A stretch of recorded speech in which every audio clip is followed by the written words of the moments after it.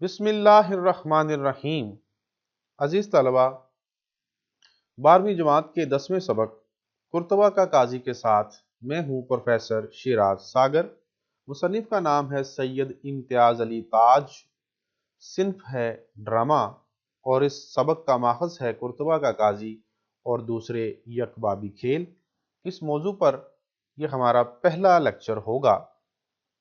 عزیز طلبہ، یہ ہے سید امتیاز علی تاج کی ایک یادگار تصویر، اور یہ دوسری تصویر جو ہے یہ قرطبہ شہر کے عوام کی ایک خیالی تصویر ہے۔ آگے چلتے ہیں، سید امتیاز علی کا تعارف کرواتے ہیں۔ یہ ایک ڈاک ٹکٹ ہے جو پاکستان نے 13 اکتوبر 2001 کو جاری کیا۔ عزیز طلبہ، دنیا کے مختلف ممالک اپنے مشاہیر اور اپنے ہیروز کی یاد میں ڈاک ٹکٹ جاری کیا کرتے ہیں، تو پاکستان نے بھی اپنے ایک ہیرو اور ایک قلم کار، ایک ڈرامہ نویس، اس کی یاد میں، اس کی خدمات کے اعتراف میں اس ٹکٹ کا اجرا کیا، اور 13 اکتوبر 2001 کو اس ٹکٹ کو جاری کیا گیا۔ تو دنیا کے مختلف ممالک یہ کام کرتے ہیں اور آج بھی یہ سلسلہ جاری ہے۔ اس طرح اپنے ہیروز کو یاد کرنے کا ایک بہانہ ہوتا ہے تاکہ ان کا نام زندہ رہے، ان کی خدمات کا ذکر ہوتا رہے۔ تو آئیے اب ان کا مکمل تعارف کرواتے ہیں۔ امتیاز علی تاج پاکستان سے تعلق رکھنے والے اردو زبان کے معروف مصنف اور ڈرامہ نگار 13 اکتوبر 1900 میں لاہور میں پیدا ہوئے۔ آپ کے والد مولوی سید ممتاز علی دیوبند ضلع سہارنپور کے رہنے والے تھے، جو خود بھی ایک بلند پایہ مصنف اور مجلہ حقوق نسواں کے بانی مدیر تھے۔ آپ کی والدہ محمدی بیگم بھی مضمون نگار تھی۔ تاج نے ابتدائی تعلیم لاہور میں حاصل کی، سینٹرل ماڈل اسکول سے میٹرک پاس کیا اور گورنمنٹ کالج لاہور سے BA کی سند حاصل کی۔ انہیں بچپن ہی سے علم و ادب اور ڈرامہ سے دلچسپی تھی۔ دراصل یہ ان کا خاندانی ورثہ تھا۔ ابھی تعلیم مکمل بھی نہیں کر پائے تھے کہ ایک ادبی رسالہ کہکشاں نکالنا شروع کر دیا۔ ڈرامہ نگاری کا شوق کالج میں پیدا ہوا۔ گورنمنٹ کالج لاہور کے ڈرامٹک کلب کے سرگرم رکن تھے۔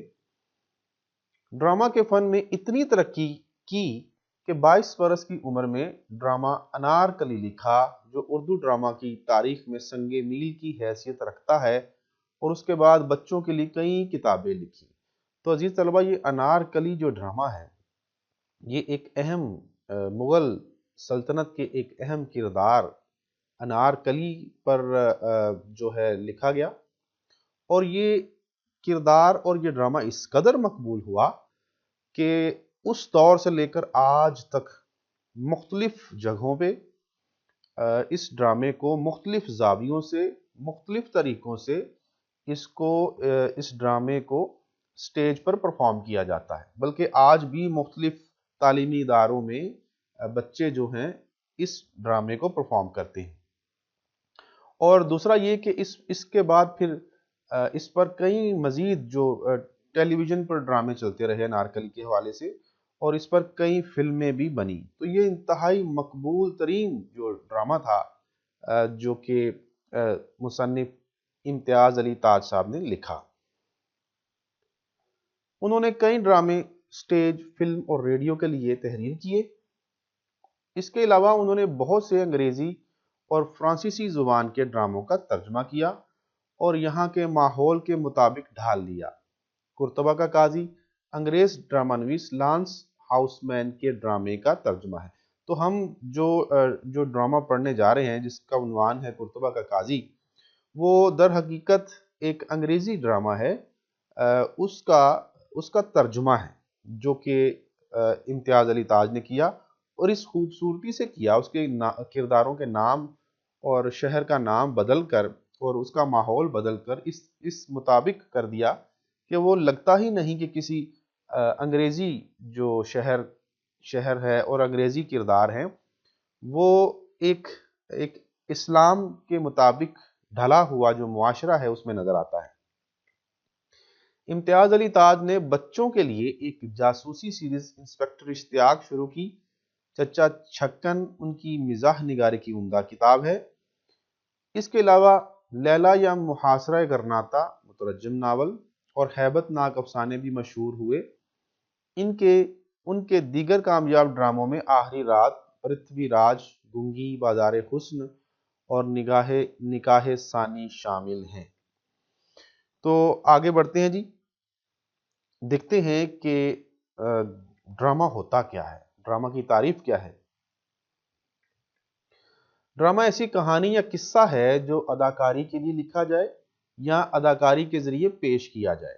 ڈرامہ کی تعریف سب سے پہلے یونان کے مشہور فلسفی اور نقاد ارسطو نے اپنی مشہور کتاب بوتیکا میں کی ہے، جس میں انہوں نے ڈرامے کو انسانی اعمال کی نقل قرار دیا ہے۔ ایک اور بات کا اضافہ کرتا چلوں عزیز طلبہ کہ یہ جو ڈرامہ ہم پڑھنے جا رہے ہیں یہ یک بابی کھیل یا یک بابی ڈرامہ کہتے ہیں۔ یہ آپ کے لیے جاننا بہت ضروری ہے کہ یک بابی کھیل یا ڈرامہ کیا ہوتا ہے۔ تو یک بابی ڈرامہ وہ ہوتا ہے جو ایک ایکٹ میں مکمل ہو جاتا ہے۔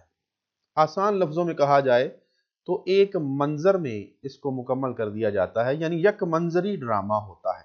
اگر انگریزی میں کہیں تو ون ایکٹ پلے ہوتا ہے، جو ایک ہی بار میں اس کو پرفارم کیا جاتا ہے اور پھر پردہ گر جاتا ہے اور پھر دوبارہ پردہ نہیں اٹھتا اس ڈرامے کے لیے، ڈرامہ مکمل ہو جاتا ہے۔ تو ایک ہی سین میں، ایک ہی منظر میں، ایک ہی ایکٹ میں جو ڈرامہ پیش کیا جائے اس کو یک بابی ڈرامہ کہتے ہیں، اور قرطبہ کا قاضی جو ہے یہ یک بابی ڈرامہ ہے۔ امتیاز علی تاج کی جو کچھ مشہور اور معروف کتابیں ہیں ان میں قرطبہ کا قاضی جو ہم پڑھنے جا رہے ہیں یہ ان کی بڑی اہم کتاب ہے جی۔ پھر انارکلی جس کا میں نے ذکر کیا کہ جو ایک سنگ میل کی حیثیت رکھتا ہے، جو کہ آپ کی وجہ شہرت بھی بنا۔ چچا چھکن بڑا اہم کردار ہے جی، اور لیلا یا محاصرہ گرناطہ بھی بہت اہم ان کی کتاب ہے جی۔ اب سبق کا تعارف کرواتے ہیں عزیز طلبہ، جو کہ بہت ضروری ہوتا ہے تاکہ آپ کو پتہ چلے کہ مصنف نے یہ ڈرامہ لکھ کر اور اس کو سٹیج پر اداکاری کے ذریعے دکھا کر ایک کیا تاثر ہمیں دیا ہے، یا ہمیں کیا بتانا چاہتے ہیں مصنف۔ تو اس میں مسلمانوں کے مثالی عدل و انصاف کا بیان ہے، پھر انصاف کے تقاضے اور بیٹے کی محبت، اس پر بھی ایک طرف انصاف ہے ایک طرف بیٹا ہے، تو دیکھتے ہیں کہ انصاف جو ہے اس کا پلڑا بھاری رہتا ہے یا بیٹے کی محبت کا۔ پھر یہ ہے جی محبت سے ابھرنے والا ایک المیہ اس میں بیان کیا گیا ہے، انسانی سیرت اور کردار کے اثرات جو ہیں وہ بھی اس میں ظاہر کیے گئے ہیں۔ پھر اس میں عمدہ منظر نگاری ہے اور پھر کرداروں کی جو کشمکش ہے، آپس کی تکرار ہے، وہ بھی دکھائی گئی ہے۔ پھر اس میں یہ بھی دکھایا گیا ہے کہ بیٹے کی موت کا دکھ جو ہے وہ کیسا ہوتا ہے، اور یقیناً یہ ایک باکمال ترجمہ ہے جو ایک انگریزی ڈرامے سے اس کو ترجمہ اردو میں کیا گیا ہے، اور قرطبہ کا قاضی ایک لاجواب تصنیف کی صورت میں ہمارے سامنے ہے۔ تو بلا تاخیر جی ہم اس کو پہلے صفحے پر چلتے ہیں اور اس کو پڑھتے ہیں اور اس کی وضاحت کرتے چلے جاتے ہیں۔ عزیز طلبہ، اگرچہ کہ میں نے اہم نکات کی صورت میں آپ کے لیے ایک سہولت مہیا کی ہے، یہاں میں نے لکھ دیے ہیں، تو آپ کی سہولت تو ہے، لیکن میں اس کو جیسے جیسے پڑھتا چلا جاؤں گا ساتھ ساتھ اس کی وضاحت بھی کرتا چلا جاؤں گا۔ میں نکات کی مدد سے وضاحت نہیں کروں گا، یہ آپ کی سہولت کے لیے ہر صفحے پر جو ہے میں نے کچھ اہم نکات جو ہیں وہ آپ کے لیے لکھے ہیں، اور یہ اہم نکات اگر آپ ان کو نوٹ کر لیں تو اس کا خلاصہ لکھنے میں آپ کی مدد کر سکتے ہیں۔ بہت آسانی کے ساتھ آپ اس کا خلاصہ خود لکھ سکتے ہیں، اس کو رٹا لگانے کی ضرورت ہرگز نہیں ہے۔ تو سب سے پہلے ہم یہاں نیچے دیکھتے ہیں جی، جو بڑی اہم بات یہاں نیچے لکھی ہے، قرطبہ کا قاضی انگریز ڈرامہ نویس لانس ہاؤس مین کی ایک ایکٹ کی بہت کامیاب ٹریجڈی ہے۔ ٹریجڈی مطلب المیہ، جس کی ہر سطر میں قوت اور علم موجود ہے۔ امتیاز علی تاج نے اس ڈرامے کو اس خوبی سے سرزمین اندلس کا واقعہ بنا دیا ہے کہ گمان بھی نہیں گزرتا کہ یہ انگریزی کے ایک ڈرامے سے اخذ و ترجمہ ہے۔ عزیز طلبہ، اس میں اختلاف پایا جاتا ہے۔ یہ جو اندلس ہے، یہ کسی زمانے میں مسلمانوں، اسپین جو ہے اس کا قدیم نام ہے، جب مسلمانوں کی وہاں پر حکومت ہوا کرتی تھی۔ 800 سال یعنی طارق بن زیاد نے جب اسپین کو فتح کیا تھا، اس دور سے لے کر 1492 تک تقریباً 800 سال بنتے ہیں، عرب مسلمانوں نے وہاں پر حکومت کی اور خلافت بھی قائم کی، اور وہ مسلمانوں کی ترقی اور عروج کا زمانہ تھا۔ تو اس دور میں اسپین کو اندلس یا اندلس کہتے ہیں۔ اس میں اختلاف پایا جاتا ہے جی، تو کچھ لوگ اسے اندلس کہتے ہیں اور کچھ اسے اندلس کہتے ہیں۔ تو یہ ہمارا مطلب اس پر بحث کرنے کی ضرورت نہیں ہے کہ اس کو کہتے کیا ہیں۔ اس کا صحیح تلفظ جو ہے دو طرح سے، جیسے میں نے آپ کو بتا دیا ہے، اندلس یعنی الف پر زبر کے ساتھ، اور دوسرا الف پر پیش کے ساتھ۔ اندلس اور اندلس دونوں طرح پڑھا لکھا اور بولا جاتا ہے۔ تو قرطبہ کا قاضی، اچھا جی، اس میں سب سے پہلے افراد بتائے گئے ہیں جی کہ ڈرامے کے جو کردار ہیں وہ کون کون سے ہیں اور کتنے ہیں۔ سب سے پہلا کردار ہے قاضی۔ قاضی کا مطلب انصاف کرنے والا، شرعی فتوے دینے والا، اور شریعت کے مطابق فیصلہ کرنے والے کو قاضی کہتے ہیں، جج بھی کہہ سکتے ہیں۔ یحییٰ بن منصور اس کا نام ہے، جو کہ اس ڈرامے میں قاضی کا کردار ادا کر رہا ہے۔ دوسرا ہے جی قاضی کا فرزند، اس کا بیٹا، اس کا نام ہے زبیر۔ پھر جی زبیر کی دایا ہے۔ دایا مطلب وہ عورت جو پرورش کرتی ہے، یعنی سگی ماں تو نہیں ہوتی لیکن پرورش کرتی ہے یا پھر دودھ پلاتی ہے۔ جب بچپن میں جب بچہ شیر خوار ہوتا ہے اور اس کی ماں نہ رہے تو کوئی اور عورت اگر اس کو دودھ پلائے گی تو وہ اس بچے کی دایا کہلائے گی۔ تو زبیر کی دایا ہے جس کا نام حلاوہ ہے۔ پھر ایک خانہ زاد ہے جس کا نام عبداللہ ہے۔ خانہ زاد جی کہتے ہیں کہ جو گھر میں پلا ہوا غلام ہوتا ہے اس کو خانہ زاد کہا جاتا تھا۔ اس زمانے میں غلام رکھے جاتے تھے، یا گھر میں جو بچے پرورش کر کے جوان ہوتے تھے، بڑے ہوتے تھے، تو وہ بڑے متی بھی ہوتے تھے، ان کو خانہ زاد کہا جاتا تھا۔ تو عبداللہ جو ہے، یہ جو یحییٰ بن منصور ہے، اس کے گھر کا فرد تھا، غلام تھا، اور ان کے گھر میں ہی پلا بڑا تھا، اس لیے اس کو خانہ زاد کہا گیا ہے۔ تو ایک طرح سے یہ ان کا غلام تھا، لیکن وہ اس کو بڑا چاہتے تھے، اپنے بیٹوں کے برابر سمجھتے تھے، یا اس کے گھر والے ان کو بچوں کے برابر سمجھ کے اس کی پرورش کی۔ ناظر عدالت کے 4 افسر، ٹھیک ہے جی۔ ناظر کا لفظی مطلب تو ہوتا ہے جی دیکھنے والا، مشاہدہ کرنے والا، لیکن اس کا ایک مطلب نگران بھی ہوتا ہے، محافظ بھی ہوتا ہے۔ اس کا ایک مطلب عدالت میں جو ماتحتوں کا افسر ہوتا ہے اس کو بھی ناظر کہتے ہیں۔ تو ناظر عدالت کے 4 افسر، یا یوں کہہ لیجیے کہ نگران عدالت کے 4 افسر۔ ہجوم کی آواز ہے، اور پھر منظر ہے جی۔ منظر کو پڑھتے ہیں جی۔ غرناطہ میں قاضی یحییٰ بن منصور کے مکان کا ایک ایوان جس کے دریچوں میں سے شہر کے چوک پر نظر پڑ سکتی ہے۔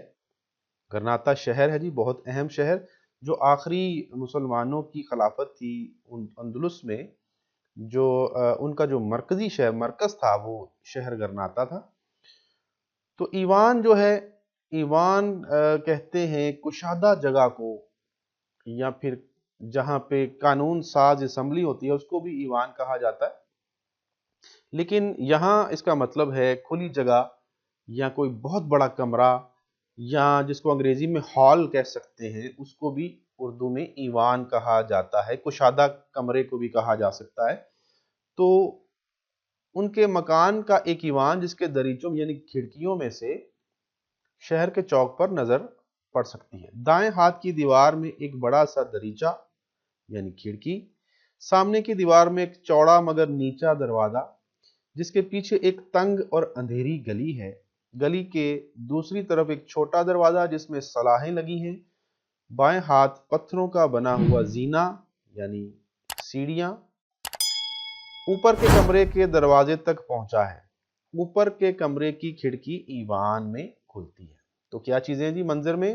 قاضی کے مکان کا ایوان، نیچے اندھیری گلی، بڑی میز، وہ بھی بتایا گیا جی۔ یہ آگے ہے جی یہ بات۔ ایوان میں ایک بڑی میز ہے جس پر ایک شمعدان رکھا ہے، شمعدان جس میں شمع رکھی جاتی تھی، موم بتی رکھی جاتی تھی۔ میز کے قریب ایک بینچ اور چند کرسیاں پڑی ہیں۔ دیواروں پر اسلحہ اور جانوروں کے سر لگے ہیں۔ تو یہ ایک منظر ہے جی جو کہ سٹیج پر دکھایا جا رہا ہے، لکھا ہوا ہے لیکن یہ سٹیج پر پرفارم کرنے کے لیے ہے، اس لیے یہ منظر جو اگر سٹیج پر پرفارم ہوگا تو یہ منظر دکھایا جائے گا۔ اس کے بعد بات کرتے ہیں جی صبح کے دھندلکے میں حلابہ بینچ پر بیٹھی ہے، سر گھٹنوں سے لگا رکھا ہے۔ عبداللہ دروازے میں سے اندر آتا ہے۔ دھندلکا نیم تاریکی جسے کہتے ہیں۔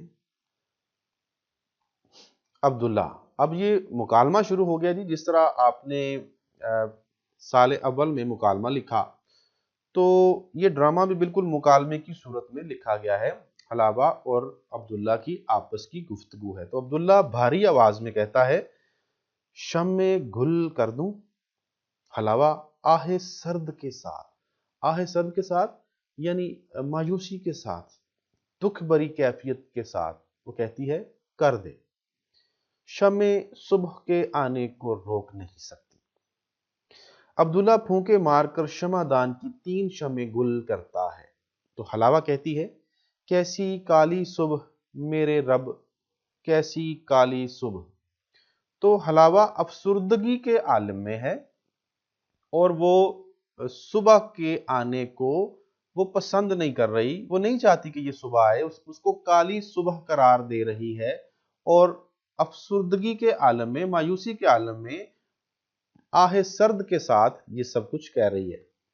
تو وہ مایوس ہے اور عبداللہ جو ہے وہ پر امید نظر آتا ہے اور وہ شمع بجھانے کی بات کرتا ہے اور ان جو 3 شمع ہیں ان کو گل کر دیتا ہے۔ اچھا عزیز طلبہ، ایک پس منظر بتانا بہت ضروری ہے اس ڈرامے کا، اس کہانی کا۔ اگر آپ کو وہ پس منظر آپ کو معلوم نہیں ہوگا تو آپ اس کو سمجھ نہیں پائیں گے۔ تو ہوتا کیا ہے، یہ جو مکالمہ ہو رہا ہے عبداللہ اور حلابہ کا، اس سے پہلے کیا ہوتا ہے؟ اس سے پہلے یہ ہوتا ہے کہ یحییٰ بن منصور جو کہ قاضی ہے، اس کا بیٹا زبیر جو ہے وہ ایک لڑکی سے محبت کرتا ہے اور اس سے اظہار محبت بھی کر چکا ہے، لیکن وہ لڑکی جو ہے اس کے اظہار محبت کا جواب جو ہے اس نے ابھی تک نہیں دیا، یا آسان لفظوں میں کہا جائے تو اس نے ابھی اقرار محبت نہیں کیا ہوتا۔ مزید اگر آپ کو آسان لفظوں میں اگر آپ جس سے آپ کو سمجھ آ جائے تو اس نے ابھی اس کے ساتھ کوئی کمٹمنٹ نہیں کی ہوتی۔ تو زبیر اپنی محبت پر قائم رہتا ہے، اس نے یہ پکا ارادہ کیا ہوتا ہے کہ اسی لڑکی سے وہ شادی کرے گا چاہے کچھ بھی ہو جائے، کبھی نہ کبھی تو وہ مان جائے گی، کبھی نہ کبھی تو وہ اقرار محبت کرے گی۔ تو اسی امید پر وہ اپنی محبت پر ڈٹا رہتا ہے۔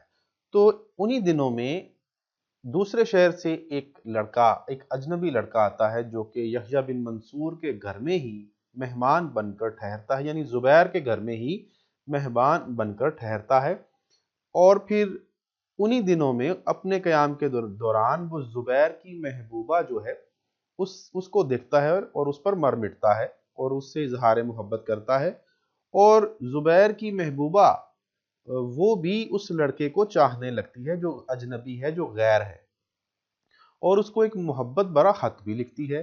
वो मोहब्बत बरा खत जब जुबैर के पास पहुंचता है, वो उसको पढ़ता है तो वो गुस्से में आ जाता है और गुस्से की हालत में वो अपने रकीब को, उस अजनबी लड़के को कत्ल कर देता है। तो यहाँ से कहानी का आगाज होता है। आगे जब वो उस जुबैर का जो केस है उसके अपने बाप जो कि काजी है उसकी अदालत में जाता है और तमाम सबूतों और गवाहों और कवानीन को पेश नज़र रखते हुए, इस्लामी कवानीन को पेश नज़र रखते हुए, उसका बाप यहया बिन मंसूर अपने बेटे को इंसाफ का तकाजा पूरा करते हुए उसको सजाए मौत सुनाता है, उसको उसकी फांसी का हुक्म जो है वो सादर करता है। तो इस तरह उसको उसको सजाए मौत सुना दी जाती है। और अब जिस दिन अब्दुल्ला और हलावा पहले सफ़े पर जो बातें कर रहे हैं, उस दिन सुबह सुबह के वक्त जुबैर को फांसी पर लटकाया जाना है। इसीलिए हलावा उस सुबह को काली सुबह का नाम दे रही है, यानी कहती कैसी काली सुबह मेरे रब, कैसी काली सुबह। अब यहाँ एक दो अहम बात करना बहुत ज़रूरी है, वरना ये इस सबक को पढ़ाने का मकसद जो है वो ख़त्म हो जाता है। एक बात बहुत ज़रूरी है जो इस सबक से हटकर भी है, वो ये है कि जो इस्लामी कवानीन हैं उनमें भी और जो गैर इस्लामी कवानीन हैं उनमें भी कुछ कुछ शिक्कें होती हैं, कुछ दफ़ात होती हैं, यानी जिनके मुताबिक फैसला किया जाता है।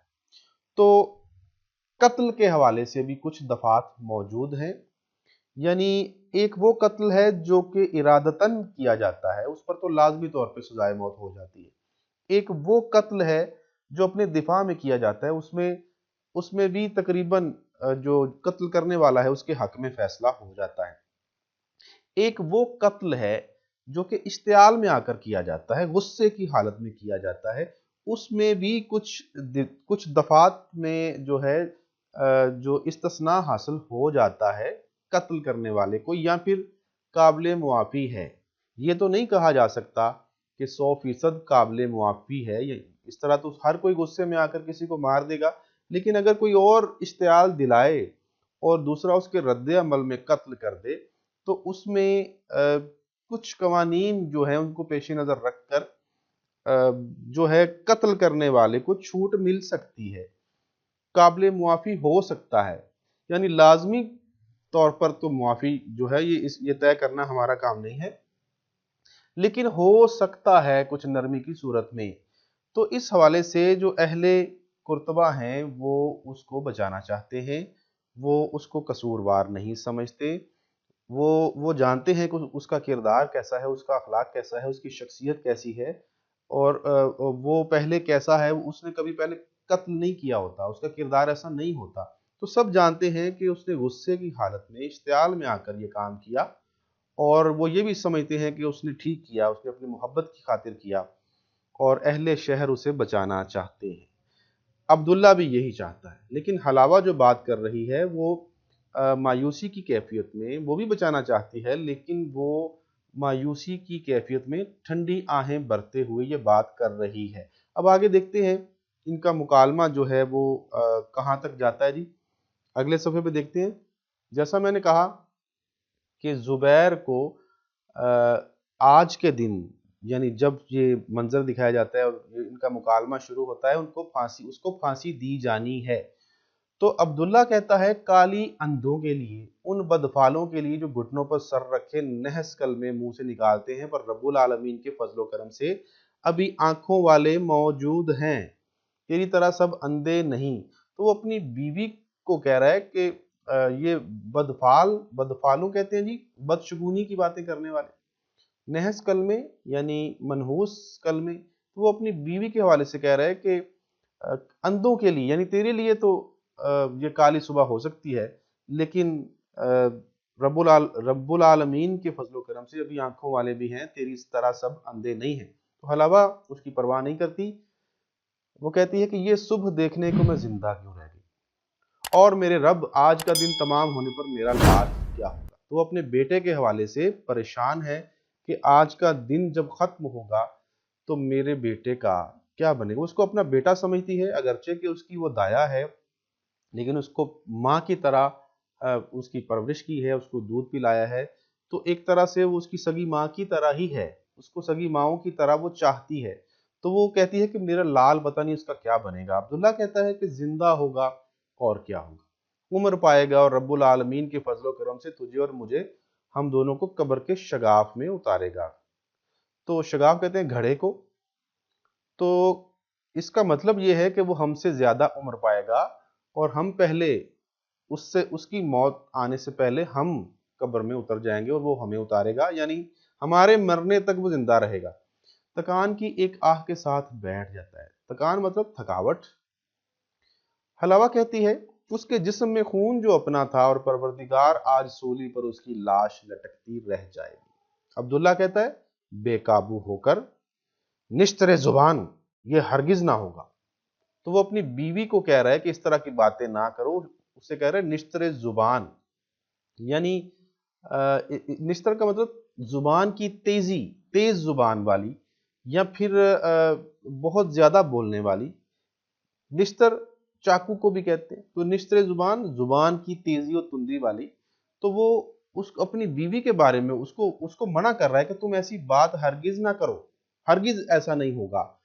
گھٹنے سے سر اٹھا کر آہ بھرتی ہے اور کہتی ہے اب چارہ کیا رہ گیا ہے، یعنی اب اس کا کیا علاج، اس کا کیا حل رہ گیا ہے، اب تو یہ ہوگا۔ عبداللہ کہتا ہے سارے قرطبہ میں ایک شخص نہیں جو کسی کے حکم سے اسے سولی پر چڑھائے۔ سولی مطلب پھانسی، خواہ اس کے اپنے باپ کا فتویٰ ہو۔ تو عبداللہ بڑا پر امید ہے، وہ کہتا ہے کہ ایک شخص ایسا نہیں ہے جو اس کو سولی پر چڑھائے گا، چاہے اس کے باپ کا فتویٰ ہی کیوں نہ ہو۔ حلاوہ کہتی ہے باپ قاضی ہے۔ عبداللہ کہتا ہے کہا جو کہ اس کے فتوے پر عمل نہ ہوگا۔ حلاوہ باہر سے لوگ بلا لیے جائیں گے جو اسے ویسے نہیں جانتے جس طرح ہم جانتے ہیں، انہیں قانون جو کہے گا وہ کر ڈالیں گے۔ عبداللہ چڑھ کر یعنی غصے میں آ کر کہتا ہے میں بک جو رہا ہوں نہیں کریں گے۔ آج کے دن صرف شہر میں وہی شخص داخل ہونے پائے گا جو کلام پاک کی قسم کھائے گا کہ اسے نوجوان زبیر کی سزا سے کچھ سروکار نہ ہوگا۔ سروکار یعنی کوئی تعلق نہیں ہوگا۔ سمجھی کوڑ مغز یعنی کند ذہن۔ ہمارے آدمی تمام راستوں پر پھیل چکے، ایک ایک ناکے کو روک چکے۔ ناکہ کہتے ہیں جی پہرہ بندی۔ جس شخص نے قسم نہ کھائی کہ زبیر کا خون اس کے دوش پر نہ ہوگا، وہ اندر نہ گھسنے پائے گا، اور یہی جواب قاضی کے حکم پر خود اس کو دیا جائے گا، وہ قانون کا غلام ہو یا سلطان کا۔ آج کے دن اس کے فتوے کی تعمیل نہ ہونے پائے گی۔ تو آسان لفظوں میں اس پیراگراف کا مطلب یہ ہے کہ وہ غصے کی حالت میں کہہ رہا ہے کہ شہر میں وہی شخص داخل ہونے پائے گا جو اللہ تعالیٰ کی قسم کھائے گا یا کلام پاک کی قسم کھائے گا کہ زبیر کی پھانسی کے ساتھ اس کا کوئی تعلق نہیں ہوگا، یعنی اگر اس کو کہا بھی جائے کہ تم جلاد کا کام کرو، اس کو پھانسی پر لٹکاؤ، تو وہ نہیں کرے گا، یہ اس کو پہلے قسم کھانی پڑے گی، پھر اس کو اندر آنے دیا جائے گا۔ تو عزیز طلبہ، آج کے طرح کے شہر نہیں ہوتے تھے، پرانے زمانے میں شہروں کے دروازے بڑے بڑے دروازے ہوتے تھے اور چاروں طرف سے فصیل ہوتی تھی، اور اندر شہر جو تھا وہ آباد کیا جاتا تھا تاکہ جنگوں سے بچا جا سکے۔ تو بڑے جو دروازے تھے وہ چند ہی ہوتے تھے، اور ان میں سے جو داخل ہوتا تھا اس کی نگرانی کرنا آسان تھا، اس کی پہرہ بندی کرنا آسان تھا۔ تو انہوں نے یہ اقدامات کیے ہوئے تھے کہ کس طرح ہم اس کو روک سکتے ہیں، کسی بھی ایسے شخص کو ہم اندر نہیں آنے دیں گے کہ جو زبیر کو پھانسی لگا سکتا ہو۔ حلاوہ کہتی ہے لیکن احمق ہونی کو کون روک سکتا ہے؟ ہونی کا مطلب تقدیر یا قسمت کا لکھا۔ میری یہی آنکھیں نہیں جنہیں آنسو نے بے نور کر دیا، میری اور آنکھیں ہیں جو دیکھ سکتی ہیں اور جو دیکھ چکی ہیں۔ سولی اور اس سے لٹکتی ہوئی لاش، میرا ننھا، میری جان ننھا، میرا سجیلا نوجوان، جس کا جسم میرے دودھ نے بنایا، جس کے خون اور ہڈیوں میں میرا دودھ ہے۔ سجیلا سجا ہوا یا خوبصورت۔ تو حلاوہ جو ہے، اگرچہ کہ اہل شہر جو ہیں انہوں نے زبیر کو بچانے کے اقدامات کیے ہیں، لیکن حلاوہ جو ہے وہ چشم تصور سے زبیر کی لٹکتی ہوئی لاش کو دیکھ چکی ہے اور اس کا اظہار وہ عبداللہ سے کر رہی ہے۔ پھر ہے جی میں اسے مردہ دیکھ چکی۔ کہتی جو ہوں کہ یوں ہی ہوگا، سچ نہ ہوتا تو یہ بات میری زبان سے نکلتی۔ عبداللہ: لیکن اسے سولی کی سزا ملے کیوں؟ اس کا جرم کیا ہے؟ تو عبداللہ اسے سوال کر رہا ہے کیونکہ وہ اسے معصوم سمجھتا ہے۔ حلاوہ کہتی ہے میرے بتانے کی ضرورت ہے کہ اس نے خون کیا ہے؟ عبداللہ: ہاں، مگر محبت کی خاطر، اپنی غیرت کی خاطر، اس کے لیے اس کے سوا چارہ نہ تھا، یعنی اس کا کوئی حل نہیں تھا۔ کون کہتا یہ خون ناجائز تھا؟ تو عبداللہ کہتا ہے کہ اس کا حل ہی یہ تھا، اور کون کہتا ہے کہ یہ خون ناحق ہے، ناجائز ہے؟ حلاوہ کہتی ہے نہیں نہیں، اس نے خون جلن کے مارے کیا، یعنی اس نے حسد کے، جلن کہتے ہیں حسد، جل کر، رقابت میں۔ عبداللہ کہتا ہے محبت جلن نہیں تو پھر کیا ہے؟ حلاوہ: مقتول نے اسے آزار نہ پہنچایا تھا، آزار تکلیف۔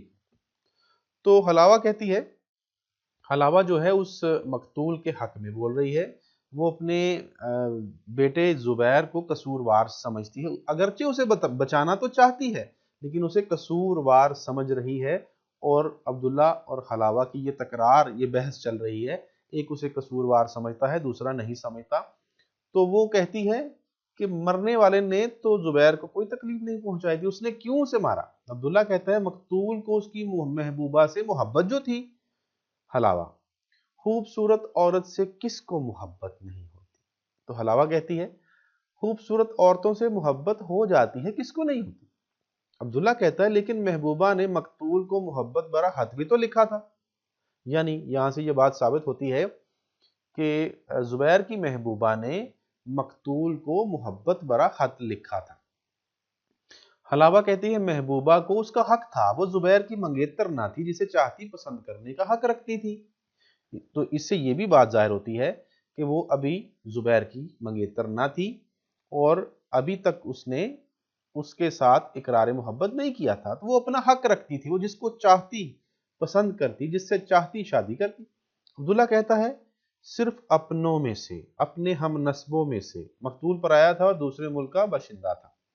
ہم نسب کہتے ہیں جی ہم رتبہ، ہم پلہ، یا اپنے خاندان کا کوئی فرد، باشندہ، رہائشی۔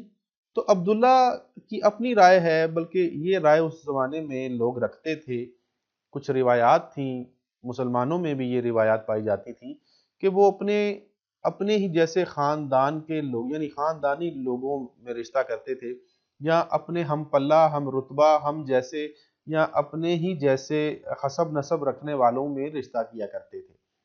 تو غیروں میں، اجنبیوں میں، یا دور دراز کے ایسے لوگ جن کو کوئی جانتا نہ ہو، جن کا کوئی حسب نسب نہ ہو، یا ان کے ہم منصب یا ہم رتبہ نہ ہو، ان میں وہ رشتہ نہیں کیا کرتے، تو اس کو ناپسند کیا جاتا تھا۔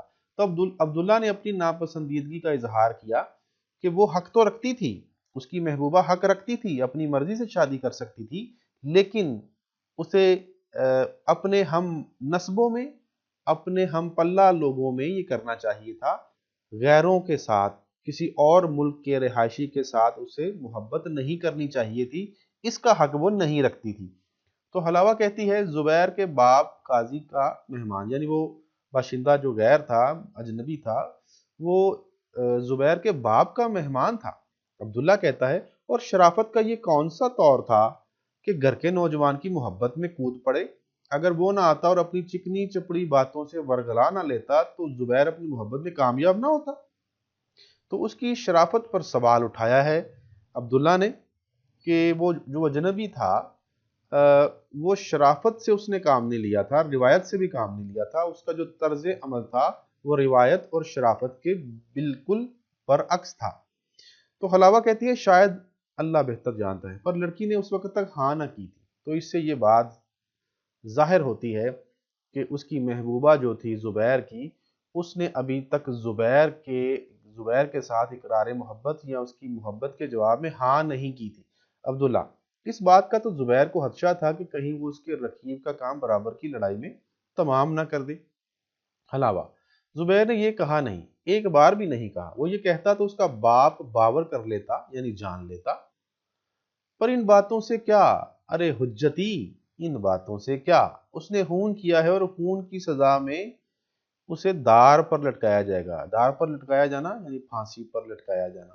हुज्जती झगड़ालू को कहते हैं जी। तो वो अपने शोहर को कह रही है, अरे हुज्जती या झगड़ालू, अब क्या फायदा। अब्दुल्ला फिर चिढ़कर, और उसे दार पर लटकाने तू जाएगी। हलावा शशदर होकर, हैरान होकर, मैं? अब्दुल्ला, तू ना हो तो इस भरे शहर में और कोई नहीं जो अपने हाथ उसके खून से आलूदा करे। फिर उठकर दरीचे की तरफ जाता है। बाहर देख, इस हजूम को देख जिसने चौक में सूली को घेर रखा है। यानी वहां उसे दरीचा यानी खिड़की खोलता है, उसे दिखाता है कि बाहर देखो, जिस चौक में चबूतरा है और चबूतरे पर सूली है जिस पर उसको लटकाया जाना है, उसको फांसी दी जानी है, उसको देखो, लोगों ने उसको घेर रखा है, हजूम ने उसको घेर रखा है। और फिर क्या होता है जी, हलावा उठकर खिड़की की तरफ जाती है। ये सब किसके मुंतजर है? वो पूछती है, ये सब किसके मुंतजर है? हलावा, जैसे सब कुछ जानती है, बता तो अब्दुल्ला पूछता है, ये सब किसके मुंतजर है? हलावा पूछती है, बता तो किस बात के? अब्दुल्ला कहता है, समझती है ये सूली का तमाशा देखने को खड़े हुए हैं। ये इसलिए खड़े हैं कि ये नापाक काम ना खुद करेंगे और ना होने देंगे। तो अब्दुल्ला उसे बताता है कि अहले शहर उसको कसूरवार नहीं समझते और उसको बचाना चाहते हैं। ये यहाँ पर तमाशा देखने के लिए खड़े नहीं हुए, ये जुबैर को लटकता हुआ देखना नहीं चाहते, बल्कि उसको बचाने के लिए, उसको उस काजी का फतवा और उसके फैसले को रोकने के लिए खड़े हुए हैं। वो उसको मरता हुआ देखना नहीं चाहते, ये नापाक काम नहीं होने देंगे। एक सीढ़ी चढ़कर खिड़की के पट खोल देता है। पट खोलना, तख्ते यानी खिड़की का एक तख्ता खोल देना। लोगों सुनो, तुम में से कौन है जो काजी यक्षा के लिए उसके बेटे को सूली पर लटका दे? तो वो लोगों से मुहातिब होता है, अपनी बीवी को बता रहा है, देखो मैं पूछता हूं, कौन जवाब देता है? तो वो पूछता है, कोई तुम में से है जो जुबैर को फांसी पर लटका दे? हजूम में से नाराजी की मखलूत यानी मिली जुली आवाजें सुनाई देती हैं। क्यों?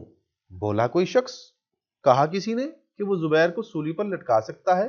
कहा जो कि सारे कुर्तबा में एक शख्स का हाथ नहीं जो उसे आजार पहुंचाने के लिए उठ सके। इतने में जी काजी यख्या बिन मंसूर ऊपर की मंजिल की खिड़की के सामने से गुजरता हुआ रुकता है। जरा देर बेहिस्सो हरकत यूं खड़ा रहता है, गोया कुछ नहीं देख सकता। फिर अब्दुल्ला कहता है, चुप क्यों हो गई? बोल, अब बोल ना। कौन जिंदा शख्स है जो इन जानिसारों की आंखों के सामने सुल्तान के हुक्म की तामील कर सके? काजी खिड़की से दरवाजे की तरफ बढ़ता है और दरवाजा खोलता है। तो अब काजी जो है वो नीचे आ रहा है। हलावा कहती है, चुप, देख काजी, काजी वो सीढ़ियां उतर रहा है, वो इधर ही आ रहा है। अब्दुल्ला आहिस्ता से, आने दे। हलावा लाश की तरह। अब्दुल्ला कहता है, चुप। हलावा आंखों में से जिंदगी बुझी हुई है। अब्दुल्ला कहता है, चुप। हलावा जैसे तन्हाई में मौत से खेलता रहा है। अब्दुल्ला कहता है, बक मत। हलावा जैसे रूह लाश को छोड़कर आ रही हो। अब्दुल्ला फिर कहता है, औरत गूंगी हो जा। इतने में काजी सीढ़ियां उतरकर कमरे में आ जाता है और कुछ देर खामोश खड़ा रहता है। तो अजीज तलबा, अब अब्दुल्ला और हलावा की बहस के दौरान काजी जो है वो सीढ़ियां उतरकर नीचे आता है, कुछ देर खामोशी से खड़ा रहता है। अब उसके बाद क्या होता है और वो अब्दुल्ला से क्या कहता है और अब्दुल्ला की उसके साथ क्या बात होती है, ये इंशाअल्लाह ताला हम कल यानी अगले लेक्चर में इसको पढ़ेंगे और उसकी वजाहत करते चले जाएंगे। आज तक के लिए इतना ही। अल्लाह ताला आपका हामी और नासिर हो। फी